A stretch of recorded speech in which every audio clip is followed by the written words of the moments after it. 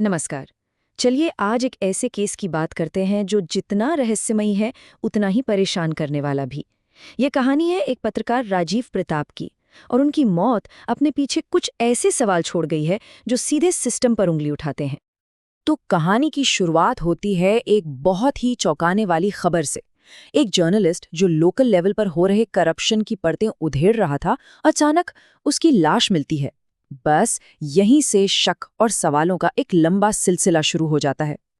और यही वो एक सवाल है जिसके इर्द गिर्द ये पूरी कहानी घूमती है।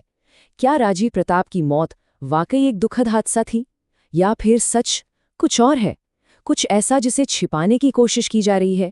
आइए इस गुत्थी को समझने की कोशिश करते हैं। तो चलिए सबसे पहले ये देखते हैं कि जो ऑफिशियल स्टोरी है, जो पुलिस का वर्जन है, वो क्या कहता है। देखने में तो ये टाइमलाइन बिल्कुल सीधी सादी लगती है ना? 18 सितंबर को राजीव गायब हुए, अगले ही दिन यानी 19 तारीख को उनकी कार मिल गई और फिर लगभग 10 दिन बाद 28 सितंबर को उनकी बॉडी नदी से रिकवर हुई। लेकिन क्या ये कहानी इतनी ही सीधी है जितनी दिख रही है? और फिर आई पोस्टमार्टम रिपोर्ट। अच्छा, इस रिपोर्ट ने तो पुलिस की थ्योरी को और भी मजबूत कर दिया। रिपोर्ट में कहा गया कि शरीर पर अंदरूनी चोटें थीं, बिल्कुल वैसी ही जैसी किसी एक्सीडेंट में लगती हैं, और बाहर से हमले या जबरदस्ती का कोई निशान नहीं था।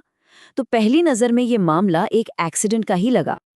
लेकिन कहानी में एक दूसरा पहलू भी है, राजीव का परिवार। और उन्हें पुलिस की इस एक्सीडेंट वाली थ्योरी पर जरा भी यकीन नहीं है। उनका मानना है कि ये कोई हादसा नहीं बल्कि एक साजिश है। परिवार का साफ साफ कहना है कि राजीव की मौत की वजह उनकी पत्रकारिता थी। उन्हें धमकियां मिल रही थीं क्योंकि वो करप्शन पर रिपोर्ट कर रहे थे और इसीलिए वो किसी लोकल जांच से संतुष्ट नहीं हैं। उनकी मांग है एक हाई लेवल प्रोब की। तो अब हमारे सामने दो बिल्कुल अलग अलग नैरेटिव हैं। एक तरफ ऑफिशियल वर्जन है जो इसे एक सड़क हादसा बताता है, और दूसरी तरफ है परिवार जो कह रहा है कि उन्हें धमकियां मिल रही थी और ये एक साजिश है। सच इन दोनों में से कहाँ है? अच्छा, जब भी दो अलग अलग थियरीज होती हैं तो हम सबूतों की तरफ देखते हैं ना। पर यहाँ तो सबूत जवाब देने के बजाय और भी सवाल खड़े कर रहे हैं। चीजें कहीं भी जुड़ती हुई नहीं दिख रही हैं। और सबसे पहली और सबसे बड़ी उलझन है सीसीटीवी फुटेज। ये इस केस का एक बहुत ही क्रिटिकल हिस्सा है। जरा इस पर गौर कीजिए। रात के 11:38 पर राजीव की कार एक सीसीटीवी कैमरे पर आखिरी बार दिखती है, लेकिन उस पॉइंट के बाद आगे के किसी भी कैमरे में वो कार नजर ही नहीं आती। कार और उसका ड्राइवर दोनों जैसे हवा में गायब हो गए। तो सवाल ये है कि उस एक कैमरे से दूसरे कैमरे के बीच के रास्ते में आखिर हुआ क्या? चलिए सीसीटीवी से आगे बढ़ते हैं। अब बात करते हैं फॉरेंसिक सबूतों की।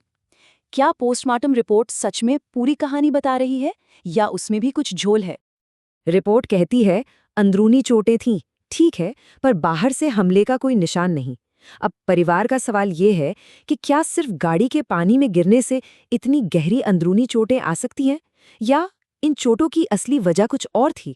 कोई टक्कर या कुछ और? ये अभी तक साफ नहीं है। तो अब सवाल ये उठता है कि ये केस सिर्फ एक इंसान की मौत का मामला क्यों नहीं है? क्यों ये इतना जरूरी है? असल में ये मामला अपने आप से कहीं ज्यादा बड़ा है। सोचिए, जब कोई जर्नलिस्ट करप्शन पर काम कर रहा हो और उसकी मौत ऐसे रहस्यमय हालात में हो जाए, तो ये सिर्फ एक मौत नहीं होती, ये प्रेस की आज़ादी पर एक सीधा हमला है। ये बाकी पत्रकारों को एक डराने वाला मैसेज देता है कि सच बोलना कितना खतरनाक हो सकता है। और सिर्फ प्रेस की आज़ादी ही नहीं, ये सिस्टम पर भरोसे का भी सवाल है। जब ऑफिशियल स्टोरी और परिवार के आरोपों में इतना बड़ा गैप हो, तो लोगों का जांच करने वाली एजेंसियों पर से भरोसा कमजोर होता है। ट्रांसपेरेंसी यानी पारदर्शिता की मांग और तेज हो जाती है। सिर्फ एक मामला, बस एक ऐसा केस ही काफी होता है पूरे देश में पत्रकारों की सुरक्षा पर एक बड़ा सवालिया निशान लगाने के लिए। ये बात सिर्फ राजीव प्रताप की नहीं, बल्कि हर उस पत्रकार की है जो मुश्किल हालात में अपना काम कर रहा है। तो अब हो क्या रहा है?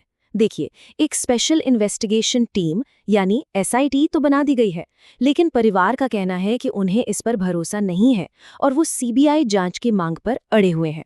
तो फिलहाल इस जांच का भविष्य क्या होगा, ये कहना बहुत मुश्किल है। और आखिर में हम वहीं आके खड़े हो जाते हैं जहां से शुरू हुए थे, एक सवाल के साथ। क्या राजीव प्रताप की मौत का सच कभी सामने आ पाएगा, या फिर ये केस भी फाइलों में दबकर एक और अनसुलझी पहेली बनकर रह जाएगा? इसका जवाब शायद सिर्फ वक्त के पास है।